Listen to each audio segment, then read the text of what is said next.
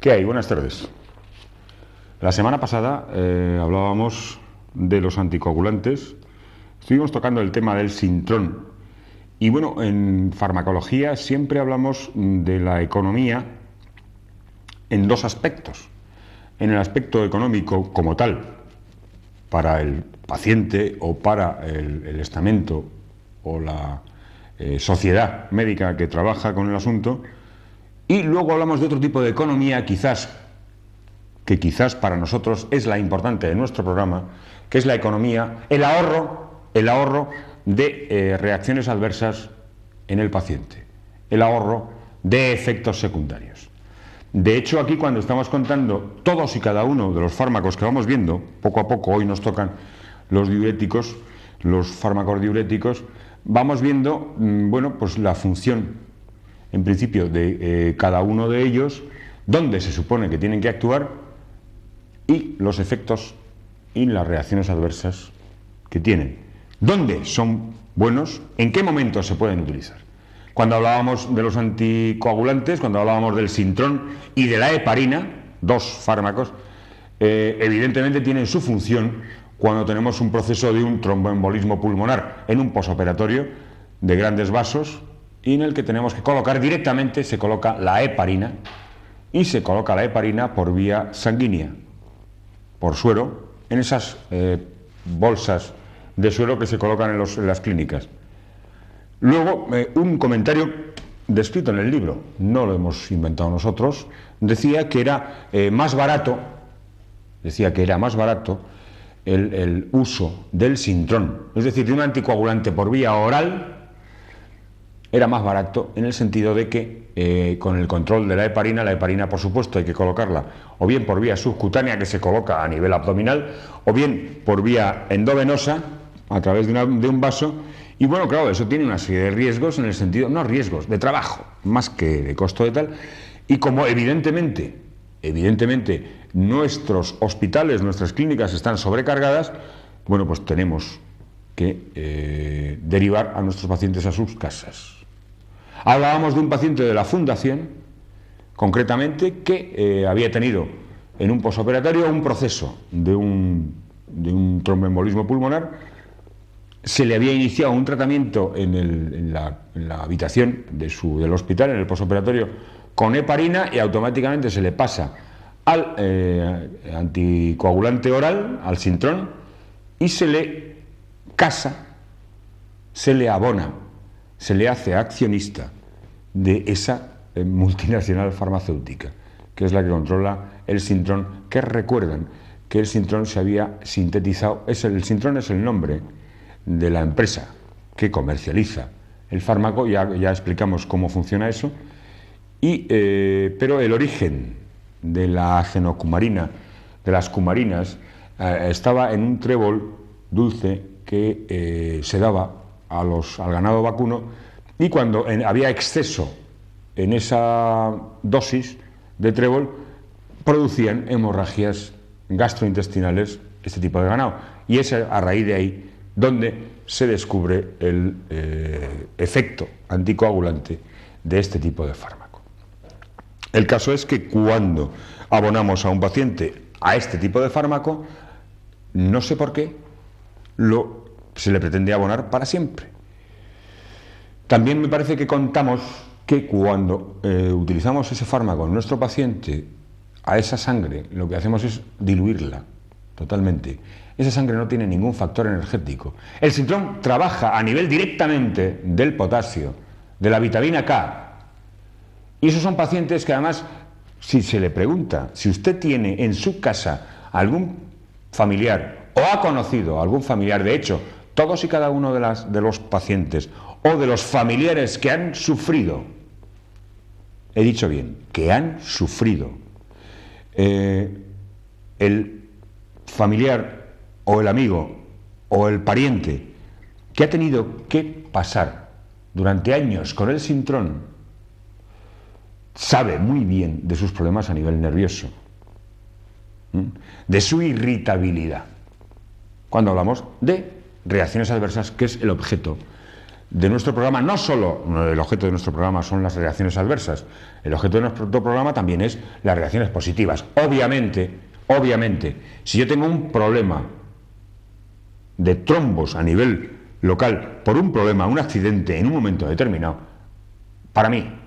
médico, el fármaco de elección es la heparina, me cueste lo que me cueste. Pero está claro que con heparina no voy a abonar al paciente toda su vida a la heparina.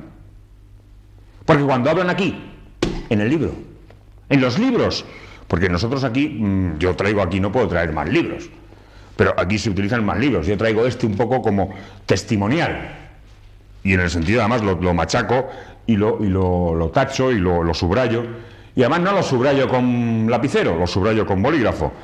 Y estarán los teóricos de los libros que piensan que los libros no hay que subrayarlos con bolígrafo. Mire, el libro es mío, hago con él lo que me da la gana, y punto, no hay más. Pues bien, entonces, este es un poco, digamos, es testimonial, este libro, pero hay más libros que se utilizan. En todos el denominador común es que la heparina no se debe utilizar o no se utiliza porque es cara. Y es curioso que además en todos los libros que hemos consultado, en todos se está diciendo que porque el control de laboratorio, el control del tiempo de protrombina, el control del tiempo de coagulación del paciente, que se tiene que hacer diariamente en el caso de la heparina, bueno, pues eso dispara los precios. Luego además se coloca el riesgo de que como hay que ligar un vaso, buscar un vaso, bueno, ahí se corre el riesgo de los hematomas y tal y cual. Bueno, ahí entra también un poco la técnica del personal sanitario. Pero es curioso cuando yo me pongo a analizar, este paciente del que estamos hablando de la fundación, lo he visto ayer, o sea que no...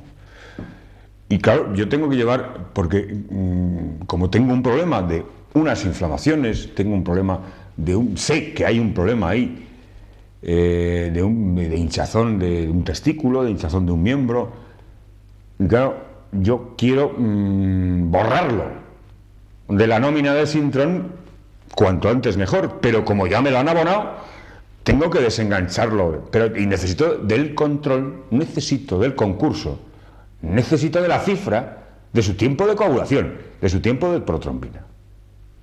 Entonces, claro, cuando, por ejemplo, yo cuando estoy pensando en grabar un programa en DUSON, yo utilizo, por eso cuando digo que no es bueno, o sea, en medicina podrá ser uno periodista de lo que quiera, pero en medicina, un tipo que tiene que hablar de medicina, lo que más le da las pistas es la consulta. Son los problemas de sus pacientes, sobre todo cuando estoy hablando de fármacos con los que yo tengo que pelearme todos los días y que en el 100% de los casos tengo que quitar directamente. Entonces, cuando me hablan en los libros del costo de la heparina, claro, la heparina, y ahora verán ustedes el por qué, porque además hoy estábamos el equipo completo hablando, y el jefe me ha dicho, pero bueno, eso no es de actualidad, ese otro programa que tenemos en DUSON. Bueno, la verdad es que me ha dejado un poco descolocado. Pero claro, estamos hablando de fármacos, y entonces tomar y después es un problema de fármacos. Que independientemente de que el nombre comercial sea el Sintron, o sea el Voltaren, o sea la aspirina, el componente activo, el principio activo de cada uno de los fármacos es el ácido acetilsalicílico, es la acecomarina, el omeprazol, el captopril, la amoxicilina, del clamoxil, que ahora tocaremos. Bien, bueno, eso tocaremos en otros programas, pero esto es largo. Entonces, en este sentido, cuando hablamos del costo, en los mismos libros nos hablan de los costos. Entonces, por eso, cuando a mí el jefe me ha dicho, bueno, pero eso no sea de actualidad, bueno, pues si es que yo estoy siguiendo los capítulos. Ahora mismo estamos en el capítulo 49, fármacos diuréticos, esto habrá que dedicarle más de un programa, pero, claro, yo me tengo que estudiar, me tengo que empollar todo lo que dicen aquí. Y aquí tocan el tema del dinero, cuando en el capítulo anterior, en el capítulo 48, se hablaba de la heparina y se hablaba del Sintron.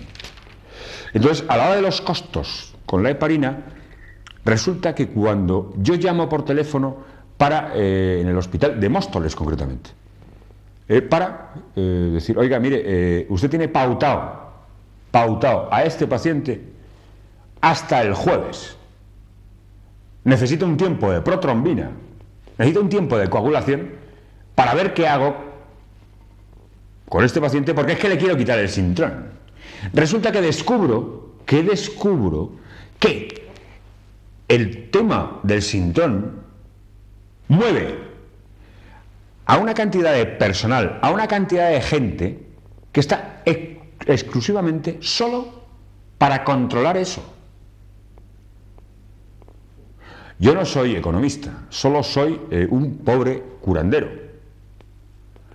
Pero supongo que desde que yo cojo el teléfono hasta que me pasan a la médico responsable del departamento, paso por varios, y es solo para el control de ese fármaco, del sintrón.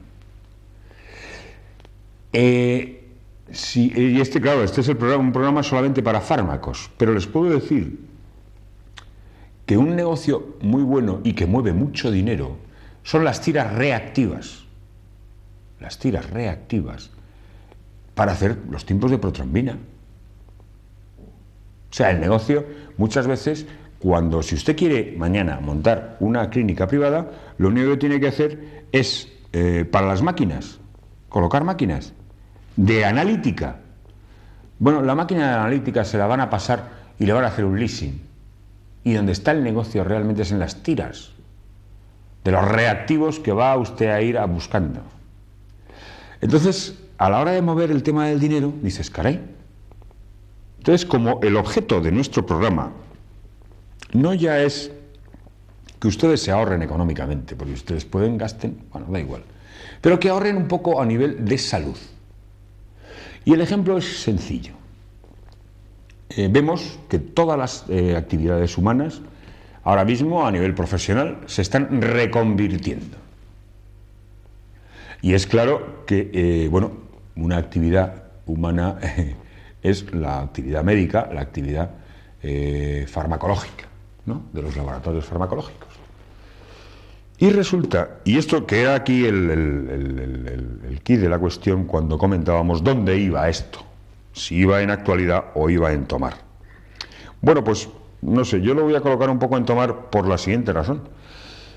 Como estamos hablando, además, ya explicamos aquí lo que eran los principios activos de los fármacos. Es decir, cuando nosotros compramos aspirina, estamos comprando aspirina a una multinacional que es Bayer, pero el principio activo es el ácido acetilsalicílico. Todos y cada uno de los fármacos que nosotros compramos, todos y cada uno de los fármacos que aquí vamos desarrollando, tienen realmente las fórmulas que nosotros presentamos, son la base, son el principio activo del fármaco. Luego, bien, la multinacional correspondiente es la que se ocupa de comercializarlo. Digamos, el objeto, hemos visto como en la historia de la farmacología, cuál es el objeto, qué es lo que hacemos, qué es lo que hace la farmacología. Bueno, pues chequea, va chequeando compuestos a nivel animal, vegetal, mineral, hasta que encuentra alguno que funciona para una patología en concreto, para una enfermedad en concreto. Para la hipertensión, por ejemplo, el captopril sirve, funciona a nivel central y produce una hipotensión. Luego tiene sus reacciones adversas, que es el gran coco que tenemos en todos los fármacos. Pues lo que ya hemos visto cuando hemos repasado el omeprazol, por ejemplo, que eso ya lo hemos pasado. Hemos hablado de los antiulcerosos, de los antiácidos. Hemos visto que, aunque son inocuos en principio, de una manera puntual, insisto, los fármacos, la química, puede ser buena en un momento determinado para resolver una crisis momentánea, instantánea, pero no para abonarnos. ¿Por qué? Porque ese tipo de sustancias, de principios activos, lo que van a hacer es matar al mensajero. Ese punto de acupuntura, que ya les contarán en Meridianos y Puntos, pago cruel, yo te, que es matar al mensajero. Mata usted el síntoma, ¿qué hacemos? Pero si el síntoma lo único que está haciendo es, si usted desconecta el chivato de la gasolina de su coche y la reserva ya no se enciende, ya no le molesta, usted se quedará sin gasolina. Muchos de los fármacos que estamos viendo aquí, por ejemplo, ahora que hemos estado hablando de los antiácidos, del omeprazol, por ejemplo. Bueno, pues el omeprazol bien, nos mata un cante, nos mata una sintomatología, está matando al mensajero. Pero el problema no está ahí, concretamente. No está ahí. Y en este sentido, ya vamos a hablar a lo que íbamos. Resulta que, claro, los laboratorios, o sea, estamos viendo que todo lo que aquí tenemos ya conocemos de su cuenta de resultados. Y lo que quizás es más importante es que también lo conocen los pacientes. Hemos dicho que pacientes somos todos. Los médicos también somos pacientes, los curanderos también somos pacientes, ¿no? Y ya conocemos nosotros mismos de la cuenta de resultados de todo esto. Y fíjese si debe estar clara la cuenta de resultados que los mismos laboratorios farmacéuticos ya se están reconvirtiendo. Estamos viendo que están buscando genéticamente el origen de las enfermedades. Es decir, la razón por la que, ya hemos dicho alguna vez, en un mismo pupitre, a un niño se nos muere por una meningitis infectado por un meningococo y el compañero del pupitre de al lado, no. Es claro que los dos han estado expuestos al mismo meningococo. Ahora hemos tenido una etapa, por lo visto parece que en el País Vasco van a vacunar a todos los niños de meningitis. Bien, no pasa nada, tampoco van a bajar el índice de patologías de meningitis. De hecho, además, el número de enfermos de meningitis no ha variado este año. Lo que pasa es que, bueno, a nivel de prensa ha interesado a alguien y se ha movido, punto. Y alguien estará haciendo lo suyo. Bien, los laboratorios farmacéuticos es claro que nos están dando la razón, de una forma quizás subliminal y siempre con su cuenta de dividendos.